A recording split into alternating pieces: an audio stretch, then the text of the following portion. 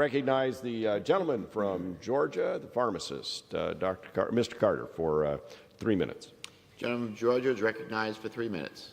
I thank the gentleman for yielding. Mr. Speaker, I come before you today a very disappointed person, a disappointed member of Congress, a disappointed pharmacist.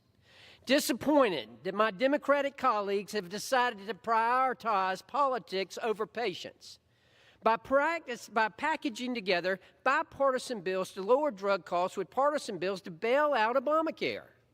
Two completely different subjects. Republicans and Democrats have worked hard to create strong bipartisan bills that will increase the amount of generic drugs entering the marketplace, bringing more affordable choices to patients.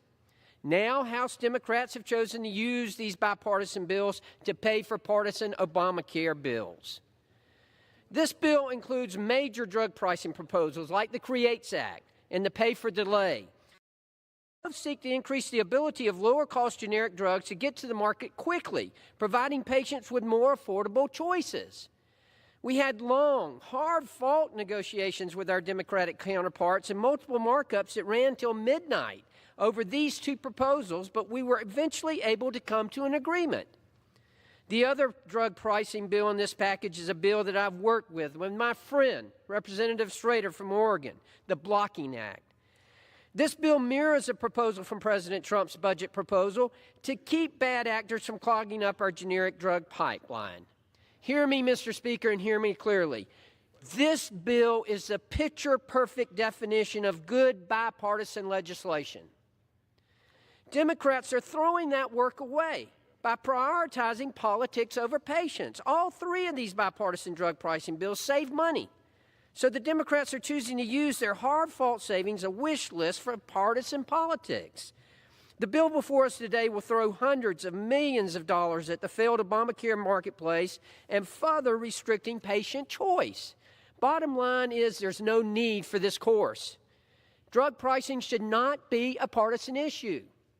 In all of my years of being a pharmacist, I've seen patients struggle with the high cost of prescription drugs. Now that I'm in Congress, I hear about it all the time from my constituents back home. We all do. Now, voters across the country sent us up here to work together on issues like drug pricing, and the three drug pricing bills in this package show that we can, in fact, do that. We can work together on important issues. When we work together, we can achieve real results that help patients. But once again, we're letting politics become the priority instead of helping people.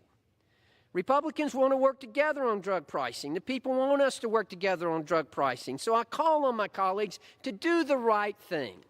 Let's put patients before politics.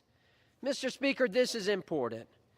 Strike these partisan poison pills in this bill and send our excellent drug pricing work over to the Senate and onto the President's desk and have him sign them into law, and I yield back. Gentleman yields back. The gentleman from Oregon